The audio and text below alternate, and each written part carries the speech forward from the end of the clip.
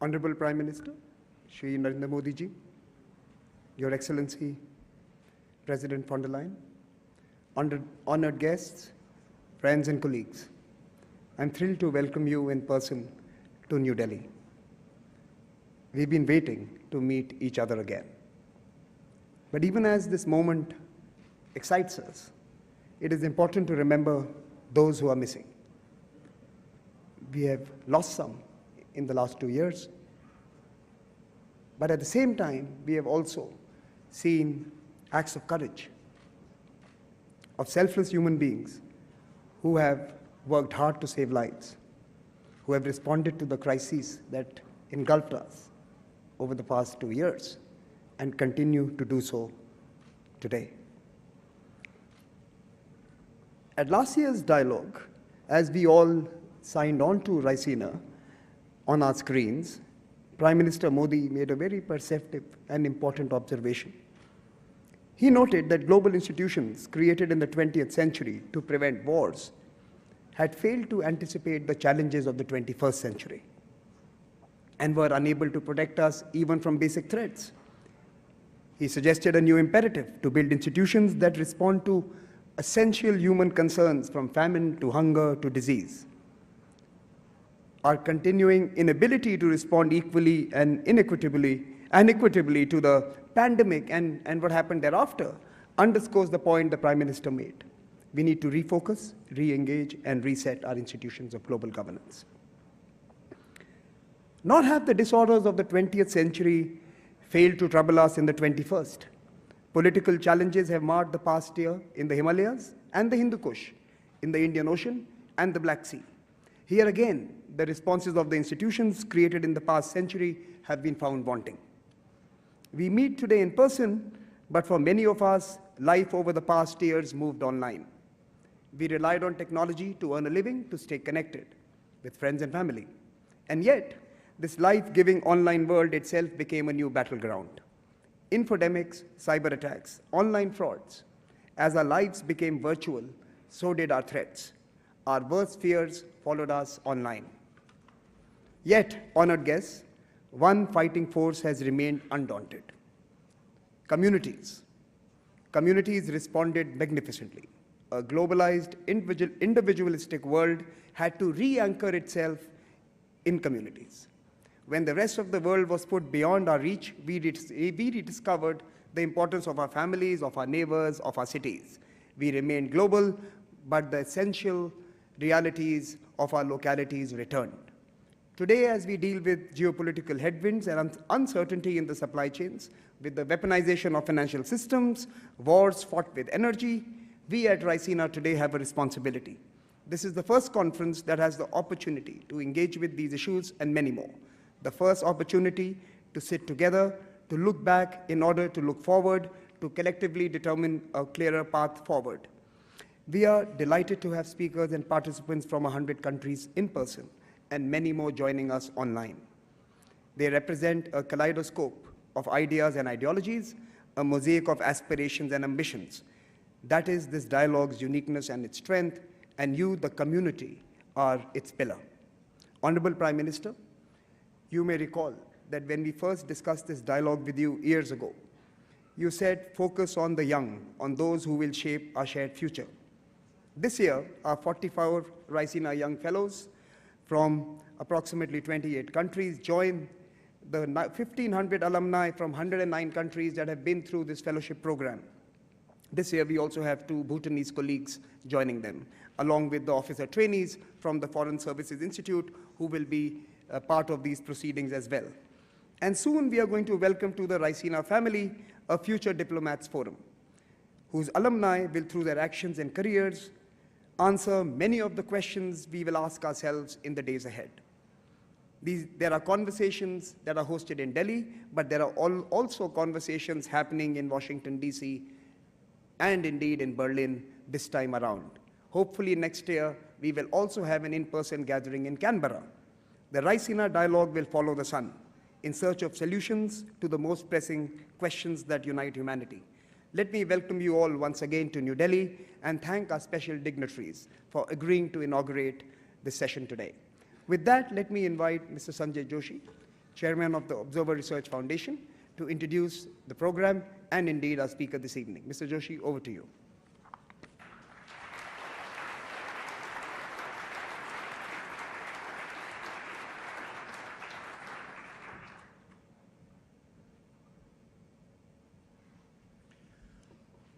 Good evening and a very warm welcome to the distinguished gathering assembled here in this room once again.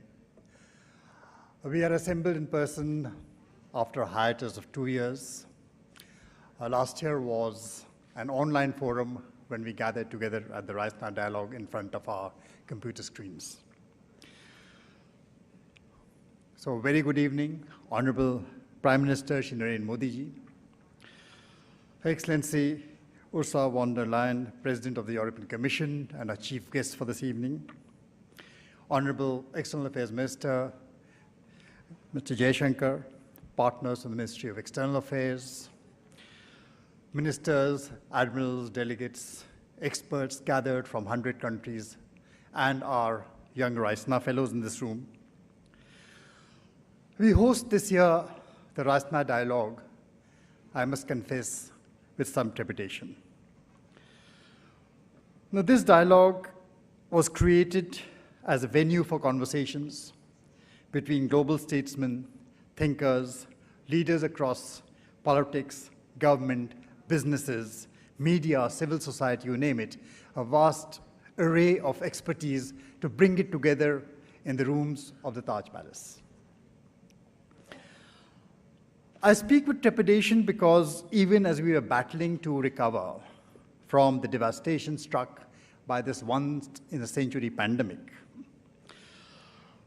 we are also struck by two other bolts which just came out of the blue.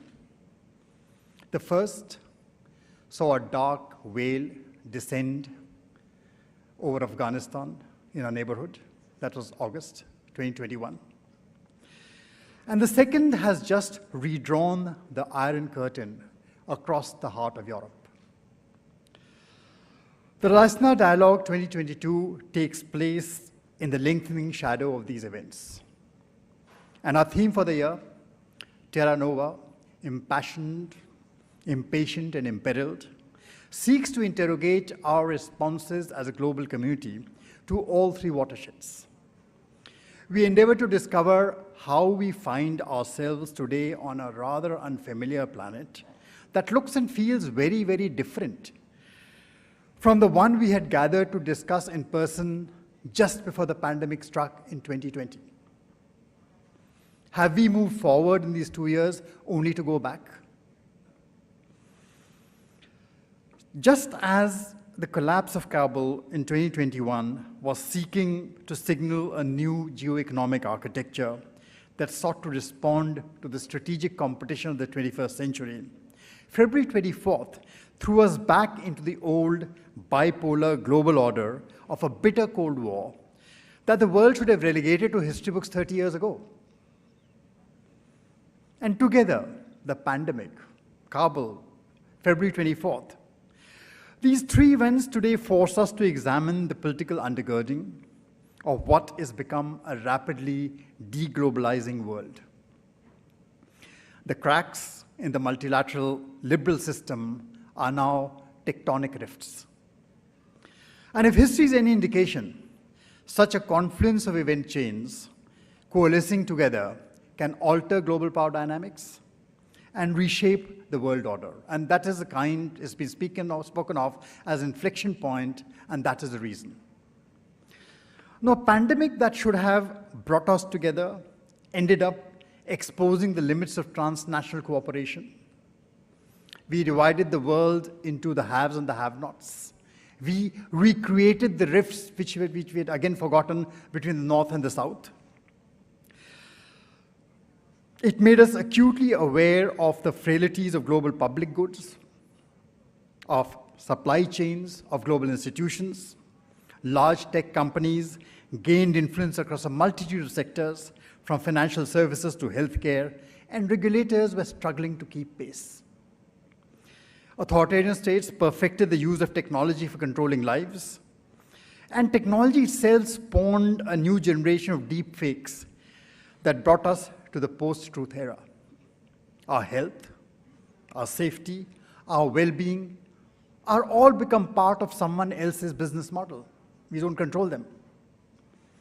And the sanctions following the conflict in Ukraine now undermine trust in the integrity and the cohesiveness of the global financial system, which was once considered the backbone of global value chains of global innovation.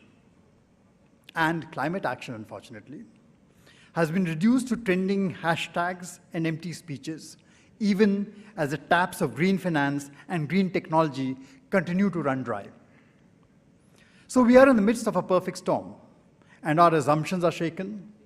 It is no longer the time to hark back to a pre-pandemic normal. It no longer exists. The riddled as that normal was with inequality and exclusion, this is the time for a new, unknown world. A time to talk coherently about what is substantive, what is sustainable, and thereby make the right choices. And this is the challenge right here for all of us in New Delhi at RISNA 2022. The war in Ukraine sadly continues, but we believe so must this dialogue that gathers diversity across 100 countries and gives us perhaps some reason for hope. Madam Excellency, there's no better way to commence these conversations at the RISNA dialogue than to have you here to deliver tonight's inaugural address. I recall welcoming you to the ORF in 2015 as a Minister of Defense, then of the Federal Republic of Germany, and today it gives me even greater pleasure to have you as the Chief of the European Union. Madam, the floor is yours.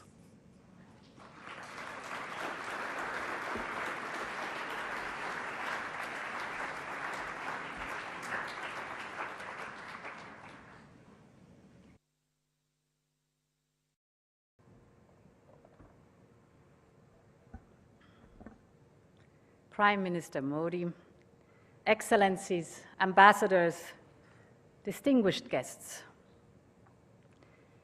Every 5 years, when Indians are casting their vote in parliamentary elections, the world watches with admiration as the world's largest democracy charts its future path.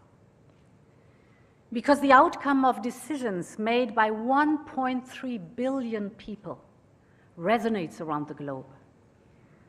This is especially true for Europe. As vibrant democracies, India and the European Union share fundamental values and common interests. Together, we believe in each country's right to determine its own destiny. Together, we believe in the rule of law and fundamental rights. And together, we believe that it is democracy that best delivers for citizens. So, despite our geographic distance and despite the different languages we speak, when we look at each other, we do not meet as strangers, but as close friends. Democracy was born more than 2,000 years ago in Europe, but today its largest home is India. For the European Union, strengthening and energizing its partnership with India is a priority in this upcoming decade. Both our economies thrive in a world of common rules and fair competition. And we share the same interests in safe trading routes, in seamless supply chains, and in a free and open Indo-Pacific. Both our regions are driving forces in the digital revolution, and this makes us natural partners in setting global standards to make sure that the rules of the analog world also count in the digital domain. And of course, both India and the European Union are key in the transition to a more sustainable and green future for our planet. So we must pool our strength in the fight against climate change. It's so urgent. And this is our common responsibility, not only towards the global community, but mostly towards the next generation. However, our values are not shared by everyone. We all see the rising challenges to our open and free societies. This is true for the technological and the economic domain, but it is also true for security. The reality is that the core principles that underpin peace and security across the world are at stake, in Asia as well as in Europe. The images coming from Russia's attack on Ukraine have shocked and are shocking the whole world. 2 weeks ago, I visited Bucha, the suburb of Kyiv, which was devastated by Russian troops as they withdrew from the north of Ukraine. I saw with my own eyes the bodies lined up on the ground. I saw the mass graves. I listened to survivors of atrocious crimes the Kremlin soldiers committed. I saw the scars of bombed schools and resident houses and hospitals. These are severe violations of international law, targeting and killing innocent civilians, redrawing borders by force, subjugating the will of a free people. This goes against core principles enshrined in the UN Charter. In Europe, we see Russia's aggression as a direct threat to our security. We will make sure that the unprovoked and unjustified aggression against Ukraine will be a strategic failure. This is why we're doing all we can to help Ukraine fight for its freedom.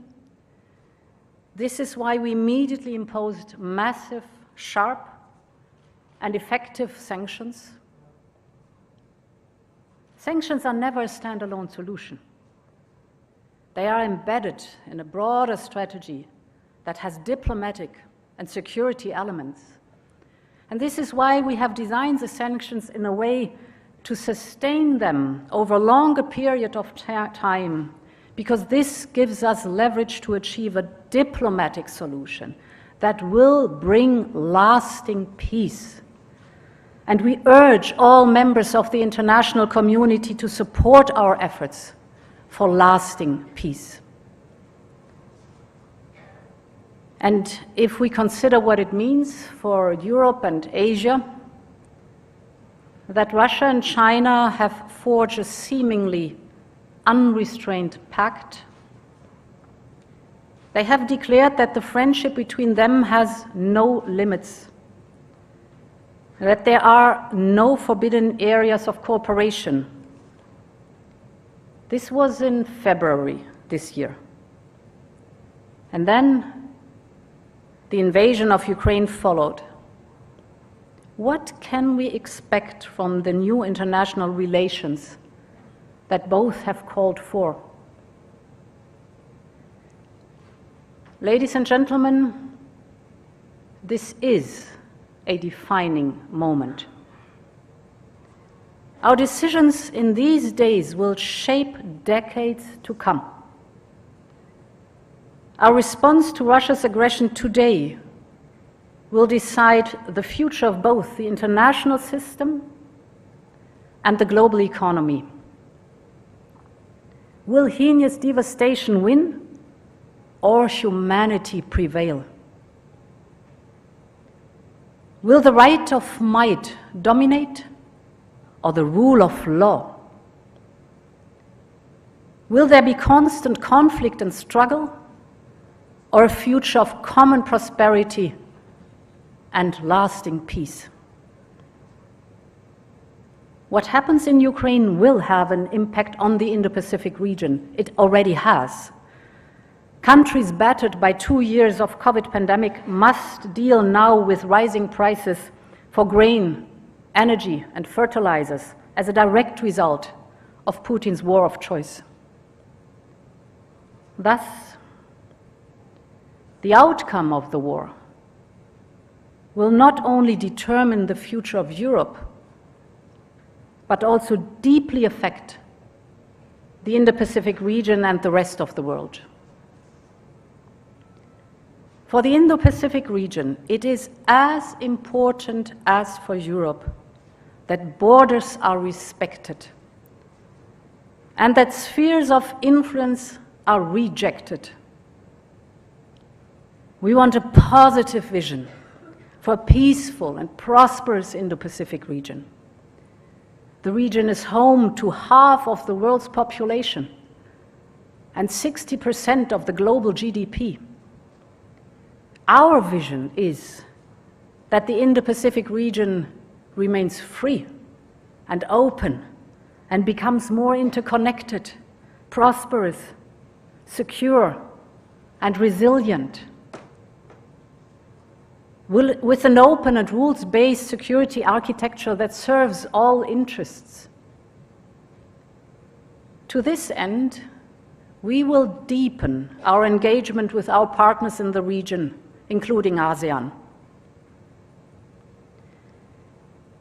On China, we will continue to encourage Beijing to play its part in a peaceful and thriving Indo-Pacific region. The relationship between the European Union and China is simultaneously strategically important and challenging. All at once, China is a negotiating partner, an economic competitor, and a systemic rival. We will continue our multifaceted engagement.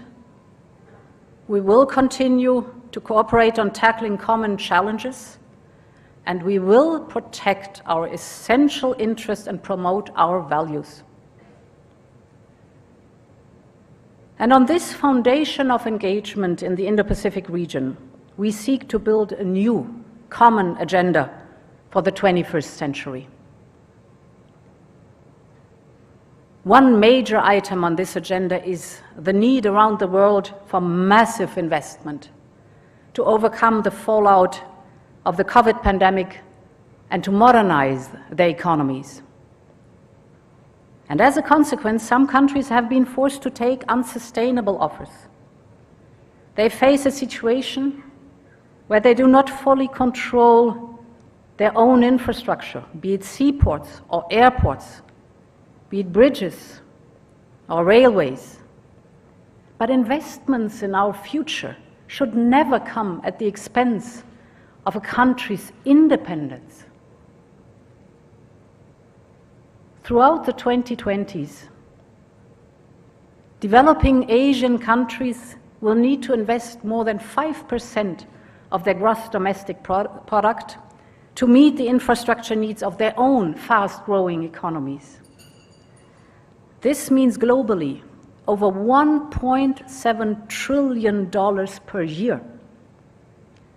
The needs are massive, but so are the opportunities. This is why we have introduced Global Gateway. Global Gateway is Europe's vision for investment in clean and sustainable global infrastructure. Global Gateway will enable up to 300 billion euros to support major infrastructure priorities around the world. From clean energy to digitalization, you name it, our offer will be transparent and values-driven. With Europe, what you see is what you get.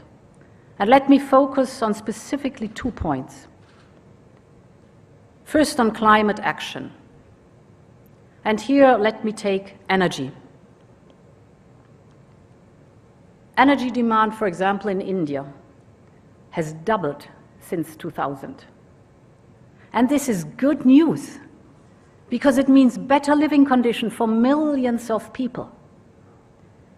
Over the next 20 years, India will need an additional energy capacity that is equal to the entire European energy consumption, additional.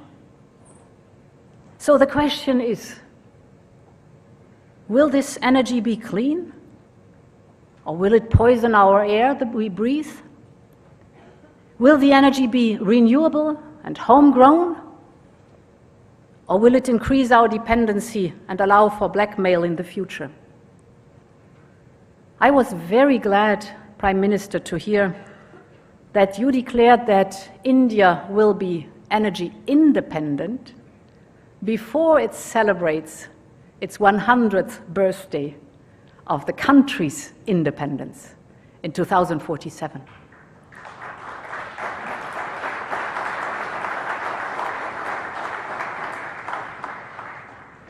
So the choices made today are crucial, not just for this great nation, but for the whole world.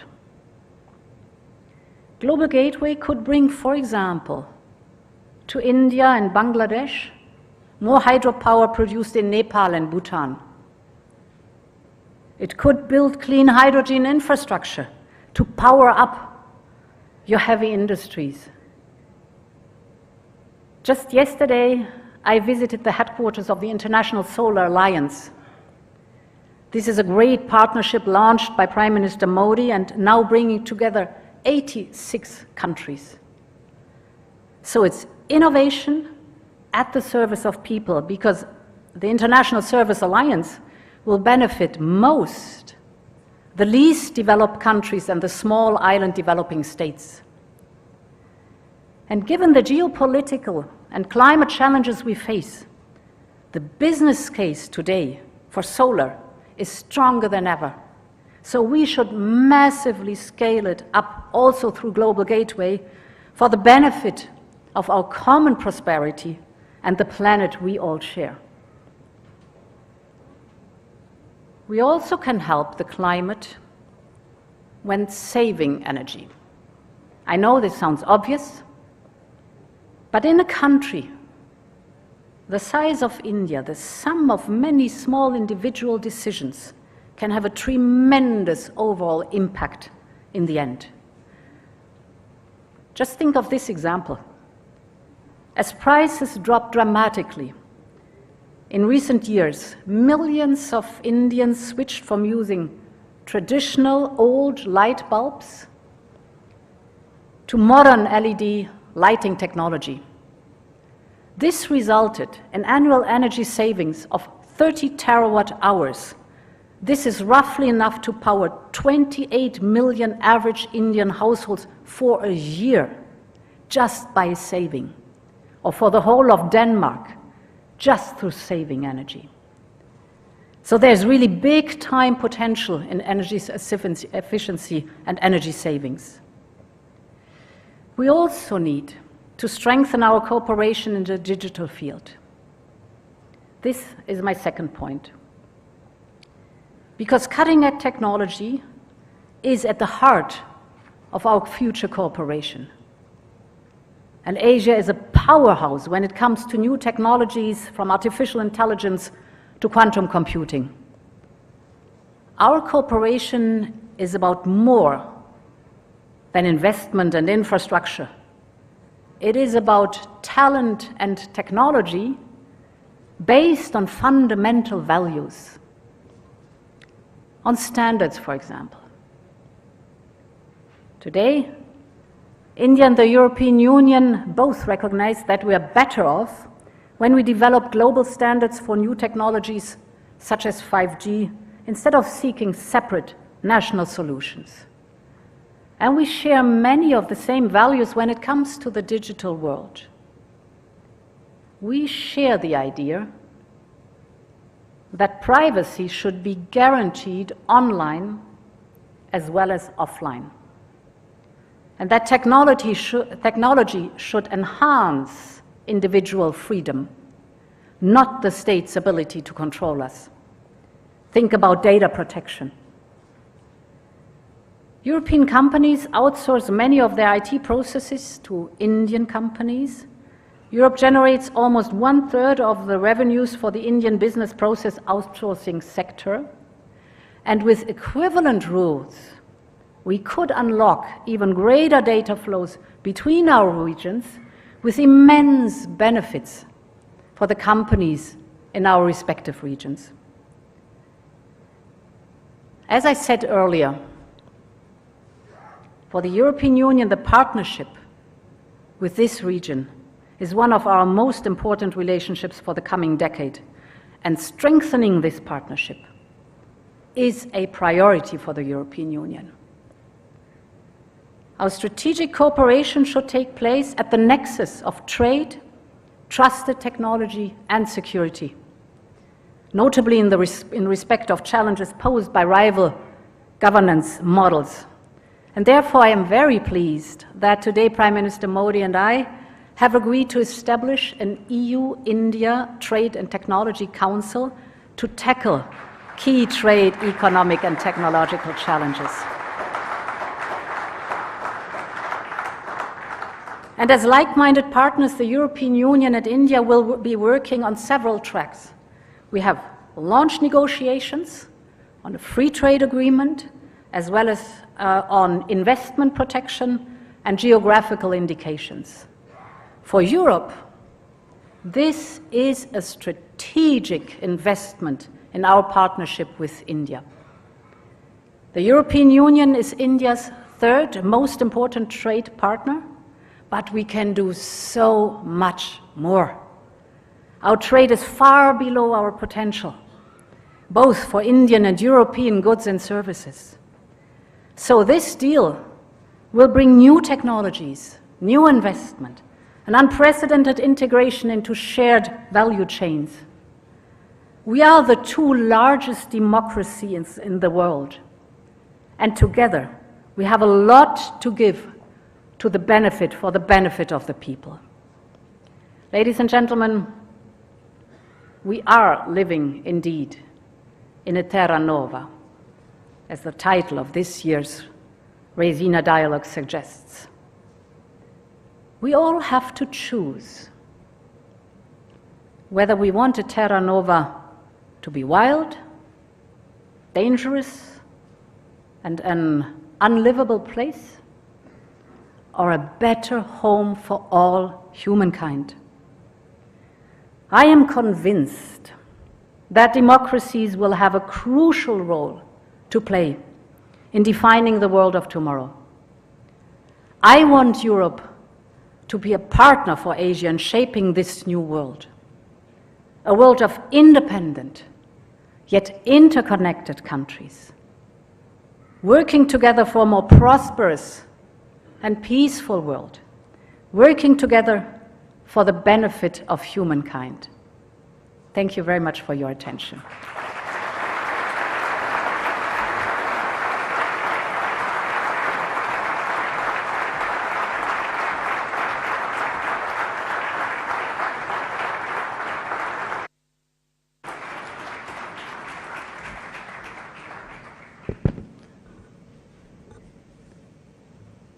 May I now request the Honorable External Affairs Minister of India, Dr. S. Jaishankar, to propose a vote of thanks.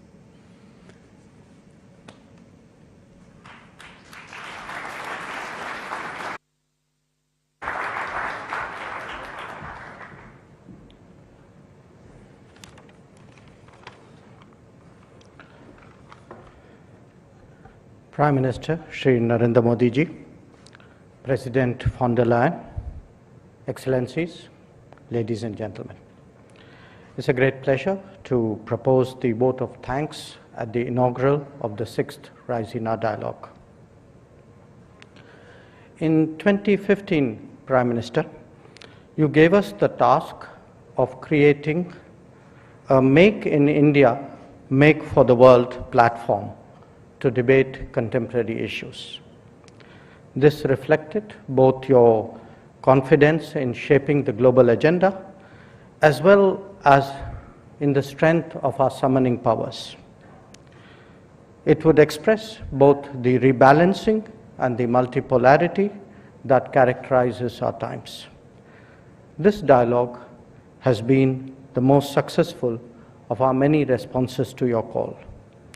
7 years later, we have today in our midst 1,200 participants drawn from 99 nations, ready to hear 100 panels and conversations. And I can say this with all humility, that the Raisina dialogue is among the best in its class. Among the geographies that have partnered this endeavor as it developed, Europe has clearly stood out. It is therefore only fitting that the keynote address today should be delivered by President von der Leyen of the European Commission. She and Prime Minister Modi were the co-chairs of the 27+1 EU summit at Porto in May 2021 that has set new directions for our partnership. Her personal leadership was largely responsible for the impetus given to the initiatives designed to take our ties to the next level. These include an FTA, an investment agreement, and a geographical indications agreement. Earlier today, we announced the launching of the Trade and Technology Council as well. This coordination mechanism will facilitate our working together on expanded trade, on trusted technologies, and on security. The European Union has already articulated an Indo-Pacific and a connectivity strategy, respectively, that contributes to our convergence. Our climate action, digital, and other conversations are getting increasingly serious. And as we have heard, the EU is approaching global challenges with a much sharper strategic awareness. Indeed, these are the subjects of discussions at this very dialogue. Let me therefore conclude by thanking President von der Leyen for her very thoughtful address that has set the tone for our deliberations. Our collective appreciation, naturally, to Prime Minister Modi, who remains the inspiration for this dialogue. I recognize the commitment of the organizers, Observer Research Foundation, whose painstaking preparations are so visible, and I'm sure that you all equally applaud. And not least, I thank all participants and those who have joined us virtually for being part of this exciting journey. Thank you very much.